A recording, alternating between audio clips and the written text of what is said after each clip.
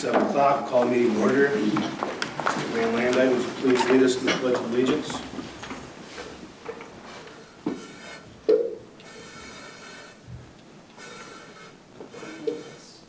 Proper way to move the flag. Pledge allegiance to the flag of the United States of America and to the republic for which it stands, one nation, under God, indivisible, with liberty and justice for all.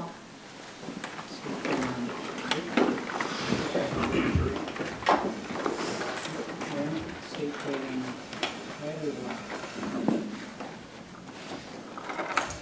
Thanks.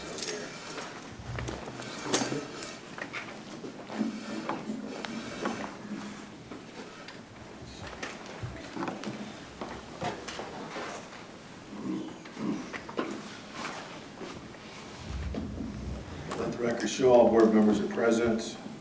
Mr. Board, has public notice been given? It has, although we are working off of the revised agenda, which includes the Sting annual report, as long as some gift and bond proceed management additions. Right, on to public comment. For policy 0167.3, anyone wishing to participate in the period of public comment must be a resident of the Richland School District, the parent or legal guardian of an enrolled district student, or an enrolled district student. Speakers are not permitted to make inflammatory comments, use inappropriate language or gestures, attack specific persons, or make a specific person the subject of their remarks. Please see policy 0167.3 for a complete list of requirements and restrictions. If a person is unable to adhere to these rules, they will be directed to end their comment. Mrs. Coleman? None. Thank you. All right, on to reports. District Administrator's report. Okay, just a handful of updates for the board and our public. Today was our first full day with staff. We had our new employees come on Friday for orientation. Today was our first day with all of our staff back. There are open houses at each of the 4 buildings, the primary school, intermediate school, partner, and the high school this Thursday from 4 to 6 for our parents, for our students, and board members are welcome to attend as well. So we'll have staff on hand and great opportunity for families to get a chance to see the environment that their students will be learning in, as well as maybe get a chance to talk to a teacher that their students may have. First full day with students then is next Tuesday. Of course, Monday is Labor Day, so Tuesday, September 3rd will be the first day of students. Transportation has been in communication with families as far as Cobeson has reached out to those families. They've been doing dry runs around the community. Everyone in our community will notice a significant increase in traffic between 7:30 and 8 o'clock on Tuesday morning. That will become the new norm, so if everyone can just be patient and allow for a little extra travel time to allow our students and our staff and our buses to get to the schools in a smooth and safe way, that would be awesome. Then next week, we typically have normal days, traditional days on Tuesday, Wednesday, Thursday, followed by Friday being a teacher in-service day. So Friday, September 6th, there are no students. That is our traditional Fair Friday. Okay, that will be an in-service for teachers. And then the following week, starting September 9th, that will be when the Wednesday early release schedules start. So next Wednesday, September 4th, is not an early release day. One of the only Wednesdays in the calendar that is not early release. Those will start on September 11th. So again, for our families, that will be important to know that September 11th will be an early release, and every subsequent Wednesday after that. General updates there, mostly for our public, but certainly so the board is aware of those. Any questions from the board? Okay, thank you. Board member reports.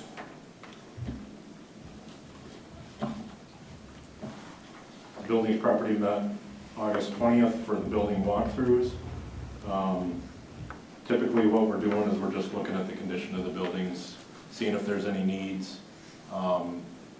It was nice to have some of the staff walk through the buildings with us, share some of their concerns, and talk to Mr. Jones personally. All in all, the buildings are in really good shape. The only one that has an issue is Dogma, or the primary, and we have a wall that has come come away from the foundation. So it is shored up for right now. We had a crew come in, they fixed that, temporary fix. So next spring, after school's out, we'll address that.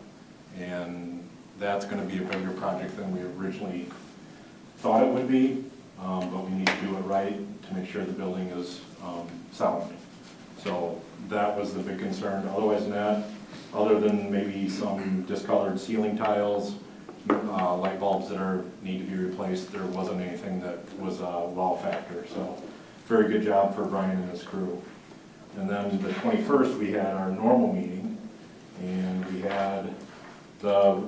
talked over the schedule at a glance, talked about referendum projects, what's going to be put at the forefront, and priorities, what we need to address first.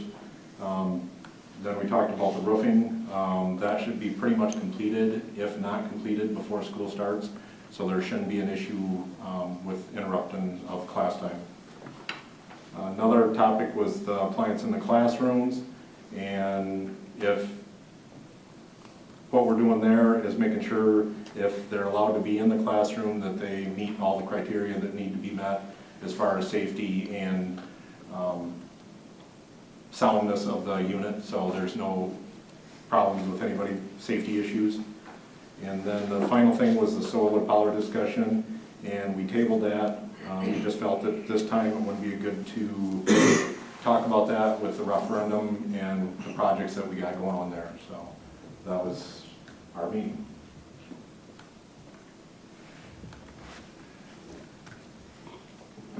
The curriculum and assessment meeting met on Wednesday, August 21st at 7:30 p.m. We discussed the schedule at a glance for the 2024-25 school year. We went over and reviewed the 7-year curriculum plan. There were some changes made to that. We just looked those over. Also got a little bit of short update on the math curriculum implementation and the new language arts curriculum. We went over assessment data and the goals and priorities. That's all. The Personnel and Negotiations Committee met on the 21st, went over the schedule at a glance. We reviewed the 24-25 school year draft budget. We had a lengthy discussion on the bond management proceeds and how those will be handled, which that will be addressed by the full board. We discussed the definition and some information on the distinguished staff, on further defining what that is, what that's really going to mean. That's going to be going back to a committee of the faculty and staff, so all of the different groups will have a voice in that. And then we also discussed our own board development and different things that we can do as a school board to be better and better serve our community. And then we also met with policy that same evening, the 21st. Again, we did schedule at a glance. We had on the agenda Neola policy updates. Unfortunately, Neola did not have those ready for us for this round. That just is getting moved to our next meeting. And then we also discussed the advertising, sponsorship guidelines and policies, and taking a look at ways to help enhance our facilities and have a little bit of fundraising on top of that. So we're in the beginning stages of discussing the guidelines and what we're looking for as far as the dollar amounts and what that signage could possibly look like. I have one of a personal nature. My daughter's first day of college at University of Kentucky was today. She's majoring in engineering field, so needless to say the classes are not easy. There were multiple students who walked out of the first class because it was just too difficult. And for her, she stated it felt like review. So just kudos to the teachers that work so tirelessly and do such a good job. Congratulations. All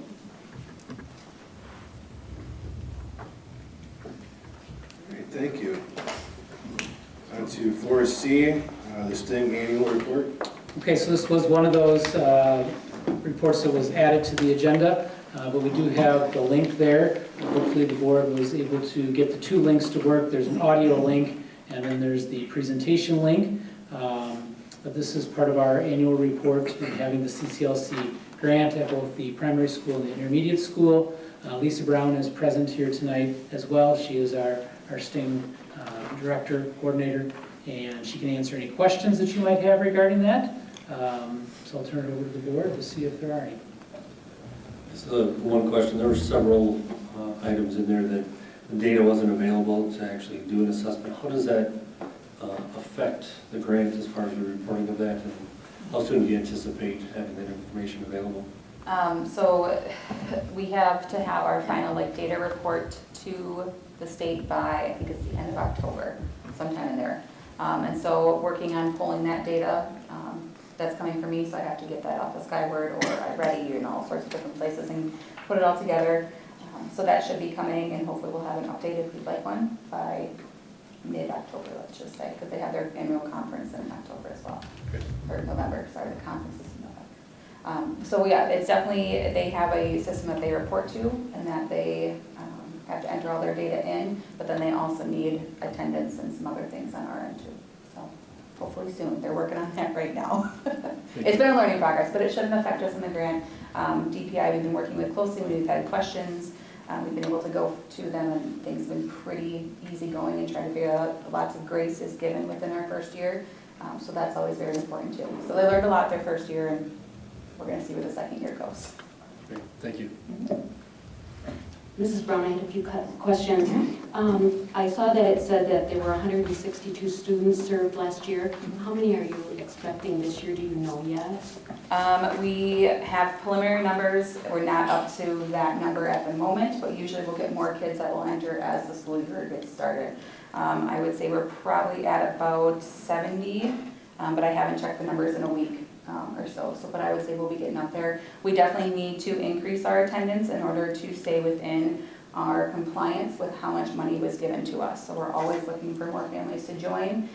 Programming wise, we're, Wednesdays, that will be available to families right away after school. So starting right away at 2 o'clock, which is a huge need and necessity for our families in case they don't have childcare elsewhere. So we're really hoping that our numbers are looking to grow. We're looking at kind of expanding our program and what kids really enjoyed last year. Maybe some things they're taking in their interests and trying to expand on those needs. My second question was, I noticed in there it said at the end of the first year that you were hoping to have 10 community partners. Mm-hmm. Are you at that level yet? Not yet. We are not. So we're still looking for community partners to join us.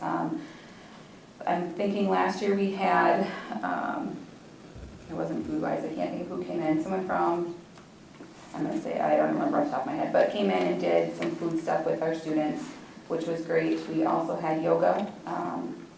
Was another community person that came in, and I'm trying to think what else they had at the primary building. So we had a handful, but still looking for more.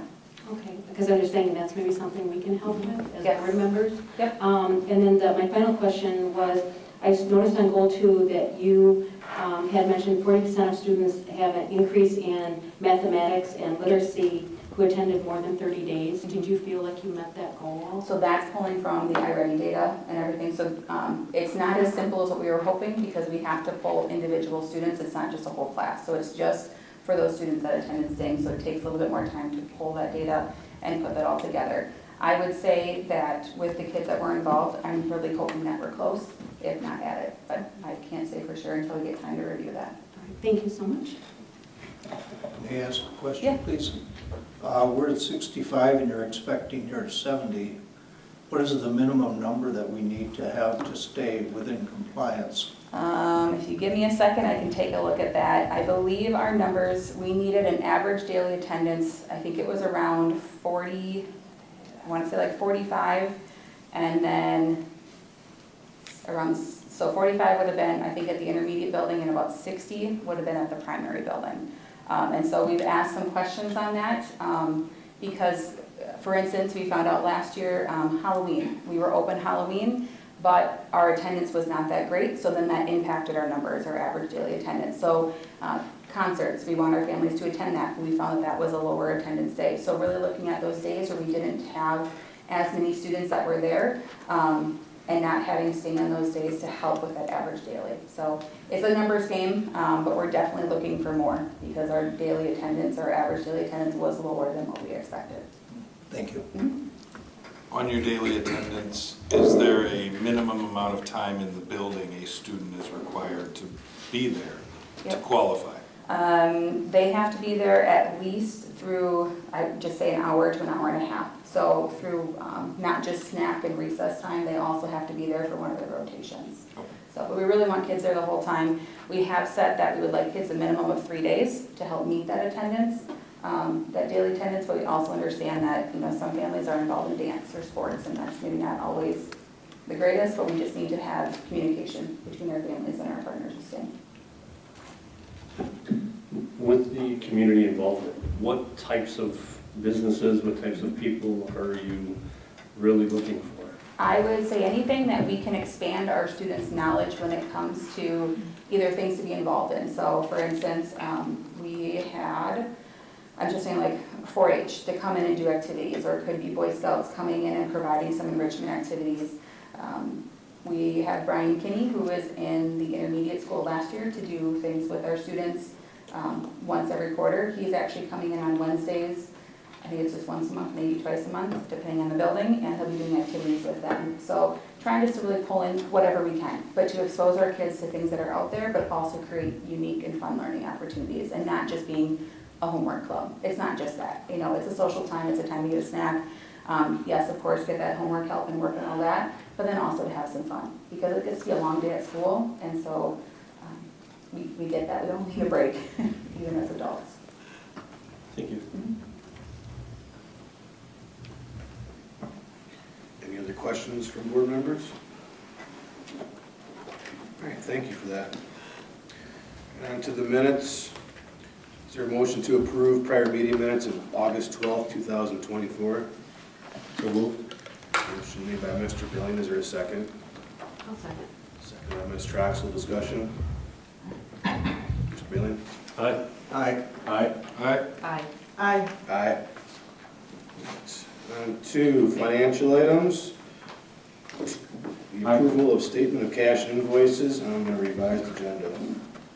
I move we approve the statement of cash dated August 21st, 2024, and to approve Community First Bank general checking accounts, checks number 86560 through 86574, ACH number 242501825 through 242501877, and voided check for $170 for a net total of $291,533.50.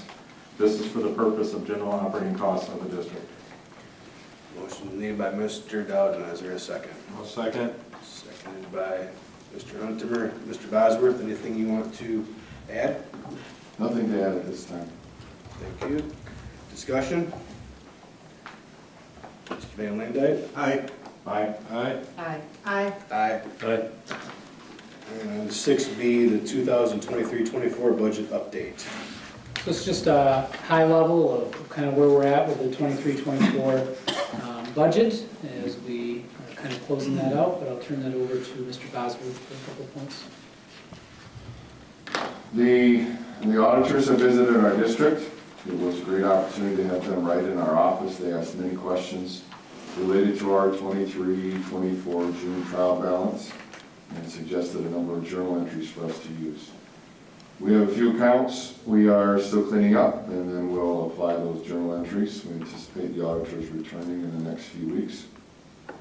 We plan for a budget neutral outcome for 2023-24. At this point, it does look like we are going to end up very close to neutral. We do anticipate assigning a large amount of fund balance for 2024-25. The reason for that is because our assigned fund balance, ESSER, quote-unquote, spending was not completed in 2023-24. We only spent about half of what we had assigned out of fund balance. The referendum required several of our departments to put their plans in spending on hold while we waited to see what the result would be. After the referendum passed in April, a number of ideas kind of ran out of time to be completed. So they'll continue into 24-25. And we'll bring back more information as it's available. Will this be the final fiscal year of 24-25 that has any ESSER earmarks? That's the hope. Technically, I believe that we'll still need to assign a small portion to 25-26 because the board allocated some funds for that. There were a couple initiatives, the curriculum pilot program, box out bullying, that was a 3-year initiative. So that's technically going to be sitting in our fund balance, and we'll assign those each year, but we're certainly getting close.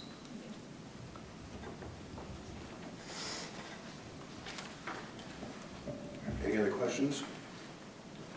All right, Mrs. Coleman, consent agenda items.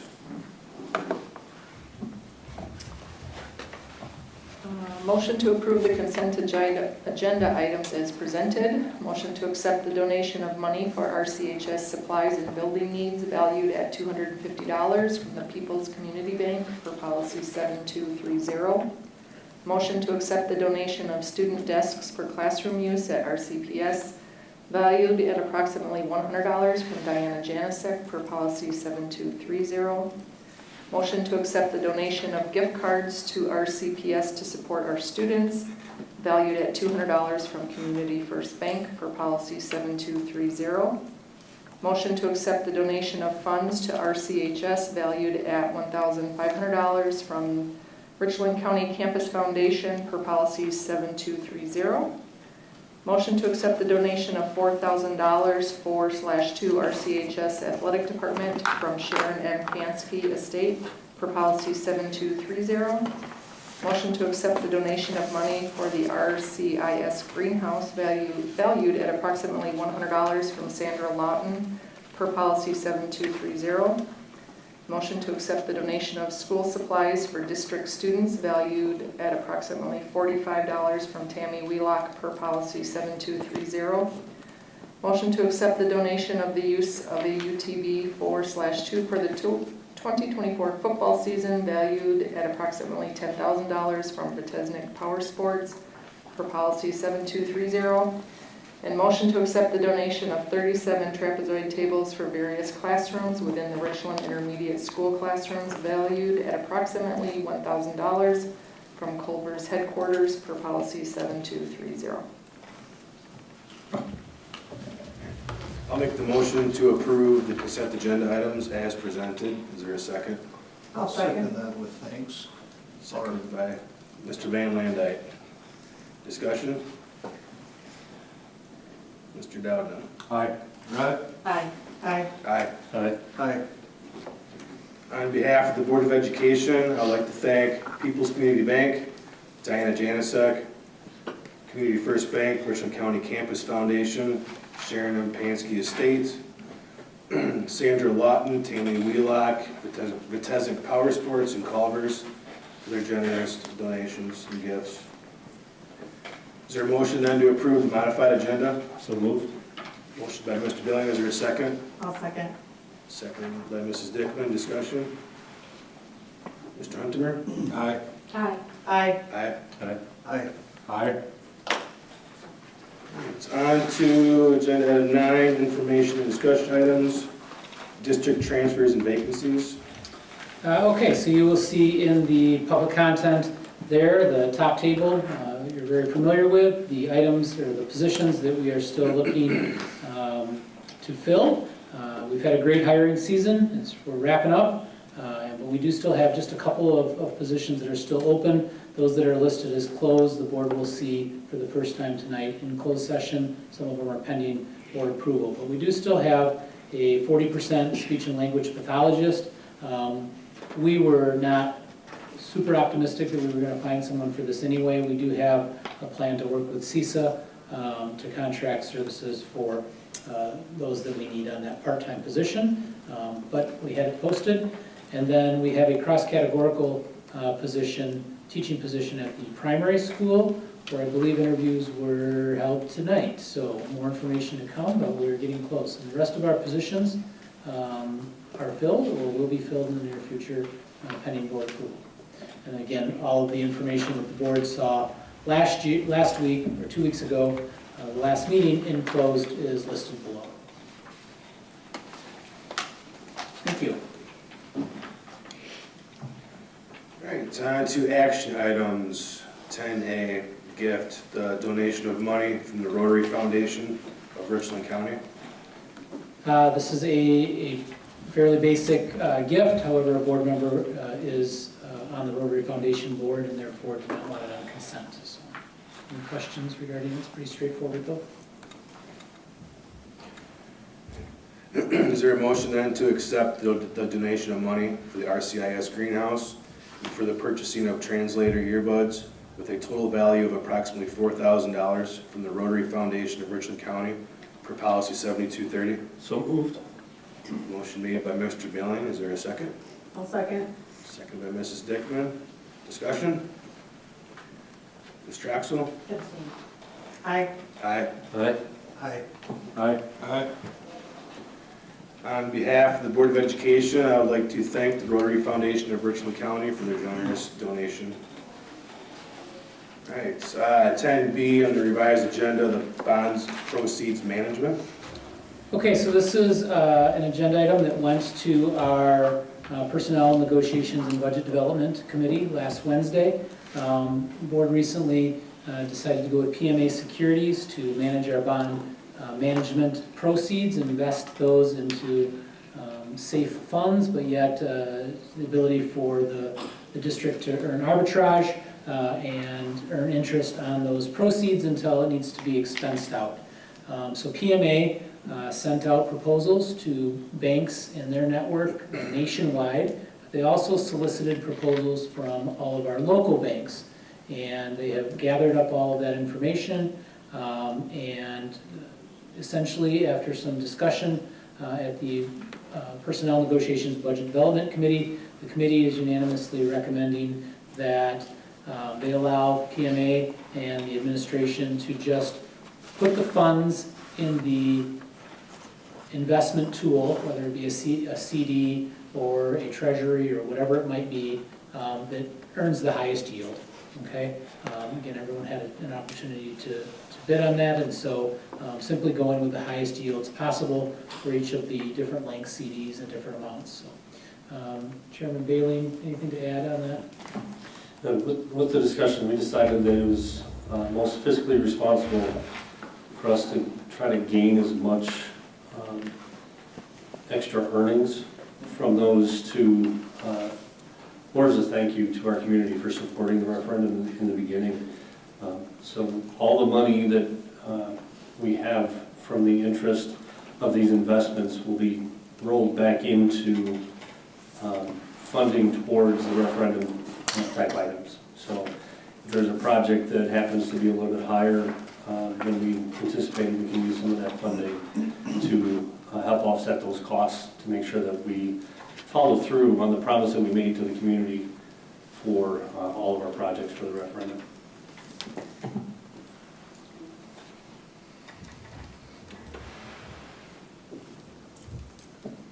Thank you. So that is coming, unanimous recommendation from the Personnel Committee.